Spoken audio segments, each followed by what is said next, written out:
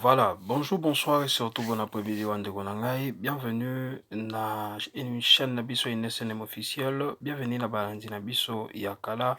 Tout comme bienvenue na balandi Nabiso Yasika Bande Konanga Kande Zalaka na système moko ya propre. INSNM officiel a souhaité bien bienvenue kaka ndenge zalaka. Alors, sans plus tarder, bande onanga tozo kota na ngonga tout comme tozo kota na mozindo ya biso memi biso lelo epa na bino. Situation toza nango lelo eza réaction ya Lokwa Kanza. J'espère très bien biso toyebi icon légende de la musique na biso mboka yemoko papa Lokwa Kanza. Alors, réagira qui moi na cancer oyo ekosalema le 2 na le 3 mai 2026 na Stade de France ya Fally Ipupa. Alors, réagira qui moi na cancer wana pas seulement na cancer plutôt pe na carrière ya Fally Ipupa.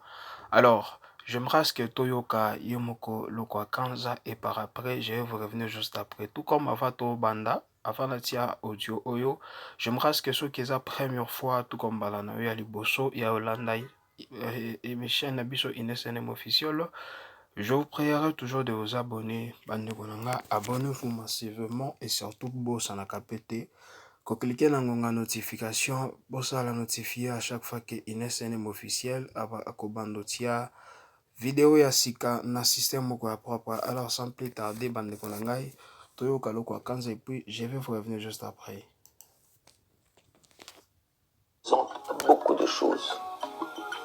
C'est énorme. Il ne faut pas oublier que Fally n'est pas né à New York ou encore à Bombay, ou je ne sais pas quel pays. Fally a grandi à Kinshasa. Il faut essayer de se faire une image d'un jeune garçon qui vient de famille pas forcément riche, qui bosse quand même malade, qui a des rêves et qui arrive à aller jusqu'au stade. Je ne sais pas si on réalise au fait, on se rend compte de tout le parcours. Moi, pour moi, en tant que Congolais, Africain, je trouve que c'est quelqu'un qu'on doit féliciter, dire bravo et surtout l'encourager. C'est une fierté pour le Congo, pour l'Afrique. Donc, le stade, la dose et la ronde qui parce que c'est un moment important pour la culture. Ce garçon va aller très très loin. Il va être énorme. Je pense que Sorozan a moins mis sur là. Il y a des choses qui ne trompent pas. Je pense que ce n'est que le début de son parcours. Notre musique a beaucoup évolué. Je donne un exemple. À l'époque où moi je commençais, il y a une trentaine d'années, 32 ans peut-être, pour être précis, sans prétention aucune, j'étais le seul Congolais qui passait dans les charts, dans les grandes radios. Je parle de charts et dans le monde aussi. Et les lots, il y a un parcours, il y a un chemin qui se fait. Voilà pourquoi on a dit que Fally est encore à ses débuts, dans le sens que je suis persuadé qu'il va faire des tournées mondiales à travers le monde. Si j'ai un mot à dire à Fally, c'est félicitations. À mon jeune frère, félicitations à cet artiste immense que tu es. Zamba Batelayo, surtout jamais arrêter de travailler. Et qu'il n'arrête pas ses rêves parce qu'il en a beaucoup en lui. Il faut qu'il aille jusqu'au bout de ses rêves. Et bonne chance à lui. Voilà, bande konangai, j'espère trop bien biso Toyoki Yemoko Lokwa Kanza. Toyoki réaction nae concernant Stade de France ya Fally Ipupa. Pas seulement concernant Stade de France comme je vous l'ai dit, mais aussi concernant bande konangai parcours nae musical. Kaka ndenge zalaka, hein? Bande konanga sans polémique, sans koloba ebele. Biloko to kawa ezaka biloko na ebisa bino. C'est comme on dirait ngape na yembaka alors que na yembati donc. Bref, eza biloko na ndenge ya réflexion. Hein, ce que ozalaka muto polémique était donc yo peut réagir ka bongo. Kande na ebisa bino ke bande onanga INSNM TV biso toyaka te officiel, je m'excuse. Toyaka te pona ofinga bato, toyaka te pona créer ba polémique. Bando nanga biso toloba likambo ndenge ezali, hein? Toloka toba likambo ndenge ezali et surtout totiaka moins analyse na système na biso. Donc eza bongo bandeko na ngai. Papa Lokwa Kanza alobi na ye très intelligemment et surtout eza biloko ebuti na motema. C'est pas aujourd'hui qu'il a commencé à féliciter Fally Ipupa. C'est pas aujourd'hui qu'il passe à la télé et dire de bonnes choses pour Fally Ipupa, non. C'est depuis il y a longtemps. Alors, lokola Fally Ipupa, lokola Ferregola, baza ba artiste moko boye ya ko félicitaka et surtout na musique ya kilelo bandeko na ngai. Soki tozongi mwa nsima, ezalaki ba artiste ebele, bazalaki ba Papa Wemba, bazalaki ba Madilu System, babando yemba, ba King Kester, ba Pepe Kale, donc bazalaki ebele tellement oyo bazalaki bango tu babando sala, soki asali atie mwa date boy bato ba réagir makasi et surtout na ba stade minene. Mais kilelo tozomona ba artiste lokola ba Fally Ipupa, lokola ba Ferregola, bazo soki atie stade, quel que soit n'importe où, soki atie salle, quel que soit n'importe où, n'importe quelle salle les bazo salaka ba sold out, c'est plein na plein. Eza bato mobo ya félicité, kande na ebisa bino, eza bato félicité na mimboka na biso, lokola Fally Ipupa sold out na deuxième stade, il y a les 3. Il y a les 2 aïe déjà sold out kala. Deuxième journée, puis il y a les 3 me, yango pe sold out. Bozo imaginer bandeko na ngai, 80 000 places, 2 jours sold out. Oh bandeko na nga tozala fier, amo tofanda tozala fier na ba artiste mboka na biso. Ozala Spiritas, ozala Gaulois, ozala nani, mais ozala fier. Makila eza na nzoto na makila ba Congolais, moto aosala asa déjà ba sold out na ye. Congolais lola yo totia na tolongola ka polémique, tosala fier. Parce que ata ndenge toza awa, ata ye moko leader ya ba Spiritas, Héritier Watanabe, ata ye moko leader ya ba villageois Fabregas Maestro, ata ye moko leader ya ba Gaulois le Padre Ferregola, aza fier ya ndeko na ye na biloko aboya, aza fier et surtout afongoli nzela, alongoli mwa crainte oyo so nakoki koloba kobanga wana mpona nga na koloba eza ebandeli, parce que kala mingi mpe tokoyoka mosusu akobeta mpe Stade de France wana ya Afrique te, parce que tomoni déjà bord na bord ya otaki kobeta ya ye, mais plutôt ya mboka ya mboka précisément la RD Congo, eloko ya makasi oyo eza lokola porte mo boye bafongoli, donc tolingi mpe to lobby après lobby toyoka mpe ba artiste mosusu batia date ya France wana, ya Stade de France wana, parce que basale nyonso déjà à Paris wana ya France tobeti bana mboka babeti ba Casino de Paris, Nouveau Casino, ba la Cigale, Arena, Adidas, Défense, tout bana mboka basi babeti, ba comprendre. Etikalaki ka Stade de France wana, ye moko Aigle a s'imposer double jour, 2 jours, double days, donc danger bandeko na ngai. Donc réaction ya moloko kanza kande to kiango bandeko na ngai. Pourquoi biso to tia polémique? Boyoka ba artiste na ba artiste bango na bango ndenge ba réagir.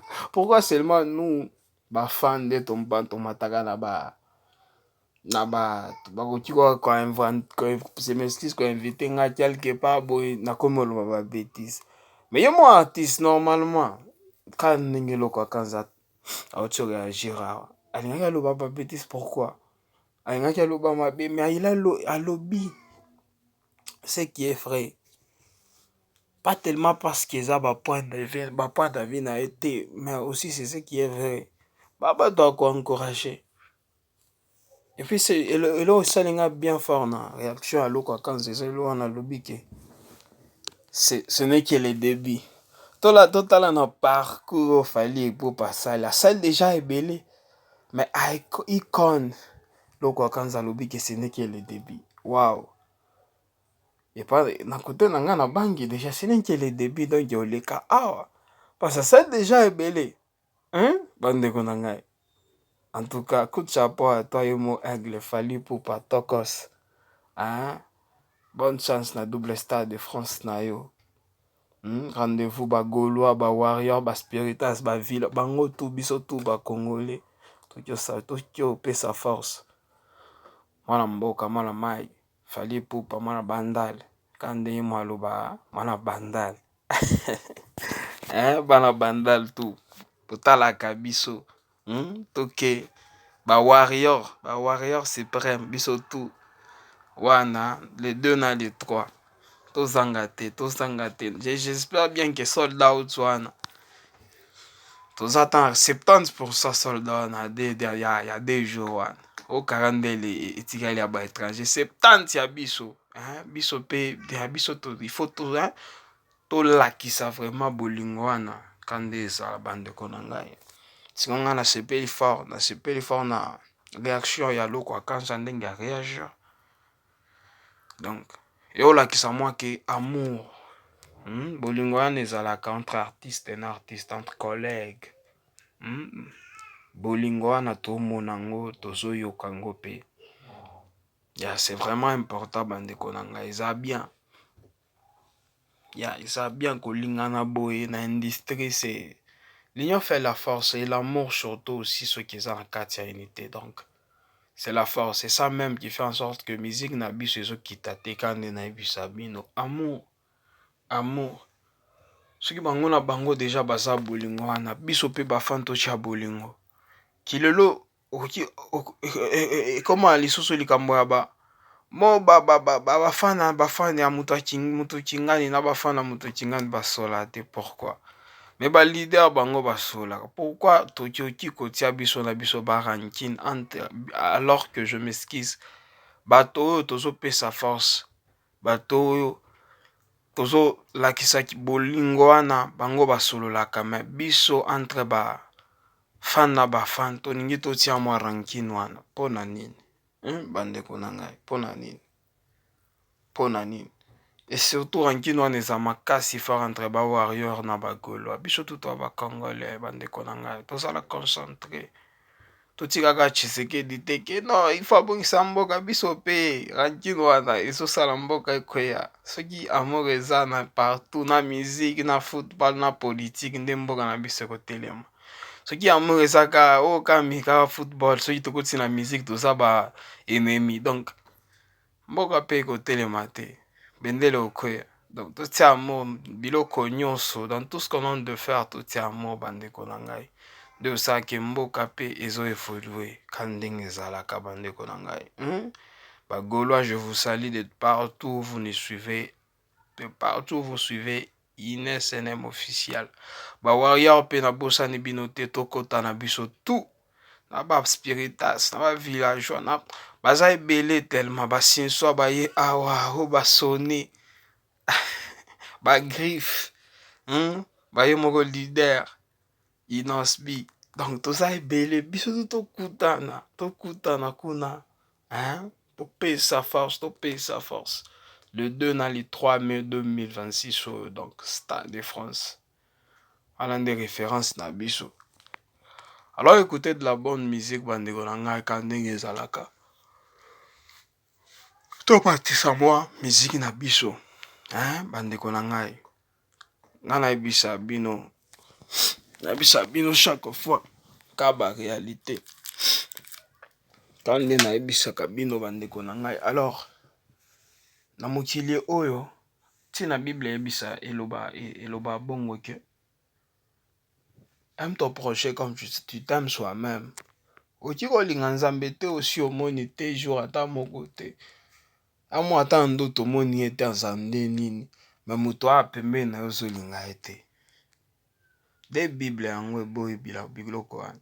Avolinga nzambe aussi omoni yango te na vie na yo. Linga premièrement muto a pembeni na yo. Muto oyo ozomona na miso na yo. Linga ye. Na nzambe ndenge fonctionne so lingi ye directement ye pe nzambe olingi. Parce que lingi muto a pembeni na yo eza lokolo lingi nzambe. olingi moto osi omoni yango te. Tolakisaka nzambe nalingi yo me moto oyo pembeni na yo te, wana eza ennemi, wana aza konkira ya nini bandeko na nga? Konkira ya nini? Toza bakonkira te, biso tu toza bagaulois, biso toza ba warrior, biso tu toza ba spiritas, biso tu toza basone, bagrave, bavela, donc biso tu toza bacongolais. Bref, donc topesa force bana mboka ka ndenge ezalaka, ndenge toza na yo arena na London ya ye moko le padre, ka ndenge toza na nouveau casino ya jeune na biso courageux Zakalara. Topesa force tokie kuna totondisa basalo wana, eza bilo moke, biso toza partout dans le monde. Nayebaka Congo elazala partout, esika nyonso oke okutaka congolais. Donc tozwa vraiment temps